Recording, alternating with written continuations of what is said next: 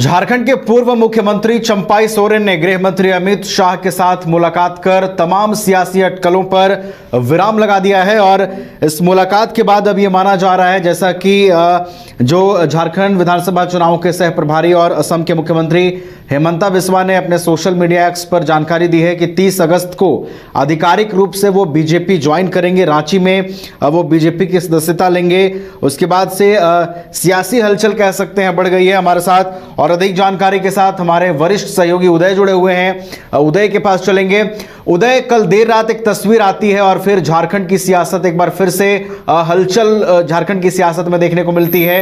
और अब देखिए खबर यह है उदय कि 30 अगस्त को वो आधिकारिक रूप से बीजेपी ज्वाइन करेंगे। उदय, क्या लगता है वो अकेले ज्वाइन करेंगे या जेएमएम के कुछ विधायकों के भी उनके साथ आने की संभावना है?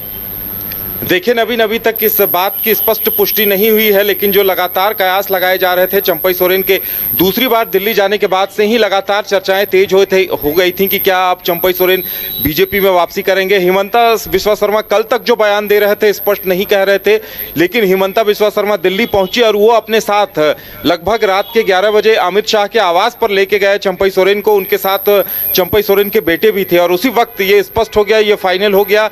देखिए कुछ बातें, कुछ शर्तें थी, चंपाई सोरेन की कुछ मांगे थी और उन तमाम मांगों को लेकर अमित शाह ही फैसला ले सकते थे, तो फैसला लिया गया।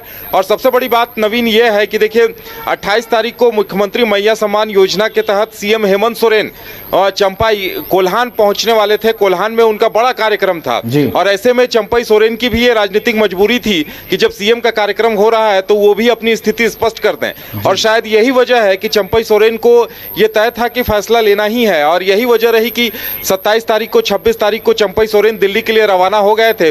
और देखिए जमशेदपुर में एक तरफ तैयारियां चल रही हैं, मुख्यमंत्री हेमंत सोरेन का कार्यक्रम 28 को होना है। मुख्यमंत्री मैया सम्मान योजना की अगली किस्त वो वहां जारी करने वाले हैं और इसी बीच चंपाई सोरेन ने बड़ा निर्णय सुना दिया है, बड़ा फैसला सामने आ गया है। 30 अगस्त को वो विधिवत बीजेपी में शामिल हो रहे हैं और कहा यह जा रहा है कि 30 अगस्त को हिमंता बिस्वा शर्मा और कई लोग रहेंगे जो उन्हें रांची में एक आयोजित कार्यक्रम में उन्हें बीजेपी में शामिल कराएंगे। और उसके बाद जानकारी ये आ रही है कि सितंबर के पहले सप्ताह के अंत में या दूसरे सप्ताह यानी 8-10 सितंबर के आसपास कोल्हान में एक बड़ी रैली का आयोजन होगा और उसमें अमित शाह भी आएंगे। इस बात की भी सहमति बन गई है।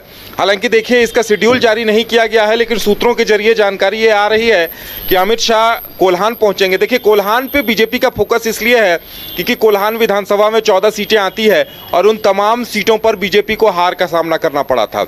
ऐसे में बीजेपी लगातार इस बात के लिए कोशिश में थी कि कोल्हान में पार्टी को कैसे मजबूत बनाया जाए। देखिए चाहे बाबूलाल मरांडी हो या दूसरे आदिवासी नेता, वो संथाल में बीजेपी को मजबूती दे सकते थे, लेकिन कोल्हान में बाबूलाल मरांडी की भी पकड़ ना के बराबर थी। ऐसे में बीजेपी के पास कोई और ऑप्शन था नहीं। अब बीजेपी एक बड़ा दांव खेलने की तैयारी कर रही है।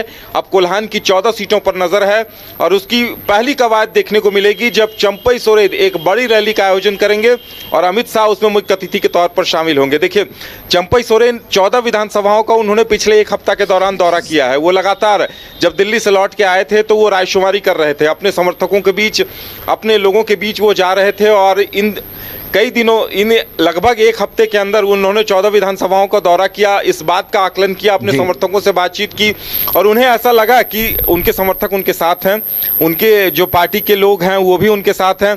यानी जेएमएम में एक बड़ा उलटफेर होने जा रहा है। देखिए अमूमन कोई बड़ा नेता किसी पार्टी बदलता है तो उसके साथ 100-200 समर्थक होते हैं, लेकिन चंपाई सोरेन पूरी तैयारी के साथ आ रहे हैं। 14 विधानसभाओं में एक बड़ा उलटफेर होने जा रहा है। ऐसे में सीएम हेमंत सोरेन के सामने ये बड़ी चुनौती होगी कि वे अपने नेताओं को, कार्यकर्ताओं को, पार्टी के पदाधिकारियों को कैसे रोकते हैं। और देखिए इसका पता जब 28 तारीख को मुख्यमंत्री मैया सम्मान योजना के लिए मुख्यमंत्री सरायकेला कोल्हान पहुंच रहे हैं तो उसी वक्त पता चलेगा कि कितने की भीड़ जुटती है। अब यहां शक्ति प्रदर्शन होगा। देखिए चंपाई सोरेन के समर्थक वहां जुटते हैं या नहीं जुटते हैं, मुख्यमंत्री इस कार्यक्रम में कितने लोगों की भीड़ जुटा पाते हैं, ये तमाम चीजें काफी मायने रखेंगी। और इसके साथ ही झारखंड की राजनीति में एक नया चंपाई सोरेन का अध्याय भी शुरू हो गया और अब देखने वाली बात यह होगी कि इसका असर कितना दिखता है और इसका असर तो कुछ घंटों के अंदर ही सामने आएगा। नवीन, बिल्कुल, इसका असर कितना दिखता है ये देखने वाली बात होगी, लेकिन जो समय लिया है उदय चंपाई सोरेन ने, उसको समझना होगा। उनके पास 3 विकल्प खुले हुए थे और उन्होंने बीजेपी के साथ अब लगता है कि जाने का विकल्प चुन लिया है। लेकिन उदय, अब देखिए अटकलों का बाजार एक बार फिर से गर्म हो गया है कि अगर सीएम चंपाई बीजेपी में शामिल होते हैं तो निश्चित रूप से वो एक सीएम फेस के तौर पर लीड करेंगे झारखंड में विधानसभा चुनाव में। देखिए, बीजेपी के पास पहले से ही आदिवासी नेता हैं, चाहे अर्जुन मुंडा की बात की जाए, बाबूलाल मरांडी की बात की जाए, तो अगर ऐसी शर्तें रखी भी होंगी उन्होंने तो उन्हें डिप्टी सीएम का आश्वासन दिया गया होगा। जी देखिए, बीजेपी बाहर से किसी नेता को मुख्यमंत्री का पद कभी नहीं देगी और शायद यही वो तमाम मुद्दे थे जिन पर डील चल रही थी, क्योंकि देखिए पहली बार में ही ये ओके हो सकता था, लेकिन चंपई सोरेन की कुछ मांगे थी। चंपई सोरेन की मांगे ये थी कि उनके बेटे को टिकट दिया जाए, उनके एक आध और समर्थक होंगे। इन जो 14 विधानसभा सीटें हैं कोल्हान की, वहां एक बड़ी हिस्सेदारी चंपई सोरेन अपने लिए, अपने लोगों के लिए मांग रहे होंगे।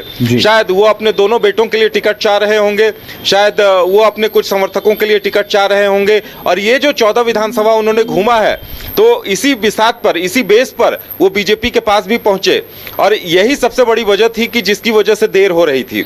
चंपई सोरेन एक नई राजनीतिक पारी शुरू कर रहे हैं और उनके सामने एक चुनौती है। हेमंत सोरेन के सामने भी अब चुनौती है कि कोल्हान में अपना किला वो कैसे बचाते हैं। कोल्हान में देखिए कांग्रेस और जेएमएम ने लगभग सभी 14 सीटें जीत ली थी।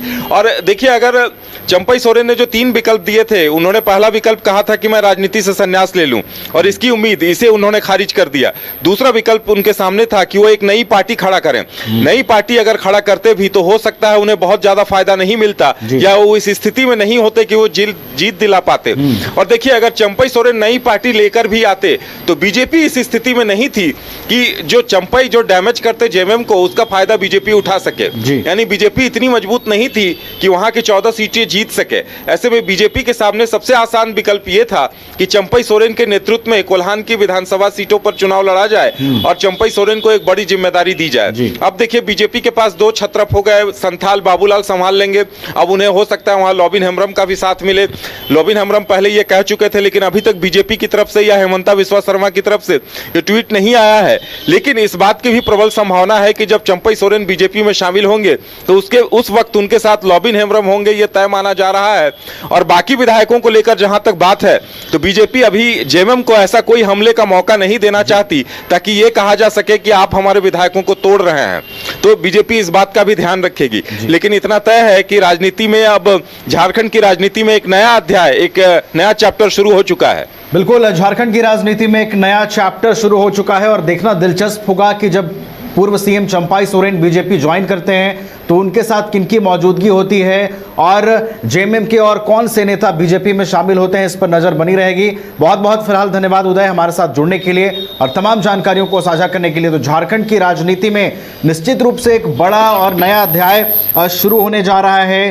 पूर्व सीएम चंपाई सोरेन बीजेपी में शामिल होते हैं तो उनके साथ और कौन कौन से जेएमएम के नेता शामिल होते हैं। क्या जो खबरें चल रही थी कि कुछ विधायक चंपाई सोरेन के साथ हैं और वो उनके साथ बीजेपी में शामिल हो सकते हैं, फिलहाल ये संभावनाएं हैं और इन संभावनाओं में कितना दम है, ये जब पूर्व CM Champai Soren BJP join करेंगे तो वहां स्थिति स्पष्ट होती हुई नजर आएगी।